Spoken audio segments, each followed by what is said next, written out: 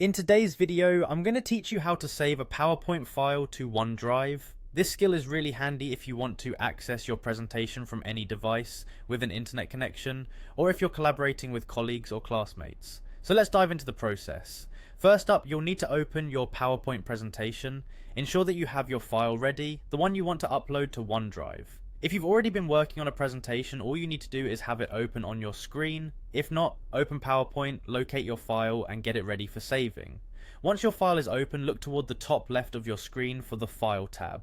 Clicking File takes you to a new menu. This area contains various options such as saving, exporting, and sharing files. What we want here is to focus on the Save As option. It's crucial to select this so that we can specify exactly where we want our file to be saved. Now that you have clicked on Save As, a dialog box will appear. This is where you determine your file's destination. From the list of options available to you, locate and select OneDrive. By saving to OneDrive, you're ensuring that your file gets stored in the cloud rather than just on your device.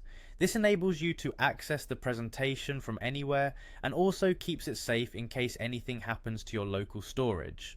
Once you've selected OneDrive, you'll see a list of folders within your OneDrive account. If you haven't organized your OneDrive yet, you might just see a main folder or a few folders. Now it's time to decide where you want to save this particular presentation. Choose a folder that makes sense for the content, maybe a folder for school projects, work presentations, or personal files. If there's not a suitable folder, you can create a new one right from this screen. After selecting the folder, it's a simple task of clicking on Save. And that's it, your PowerPoint file is now saved to OneDrive. This means it's accessible from any device where you're logged into your OneDrive account, making it a great way to keep your files secure and accessible from anywhere. Remember, saving your work in different places helps not only to keep your documents organized, but also ensures you have access wherever and whenever you need it. That wraps up our tutorial for today.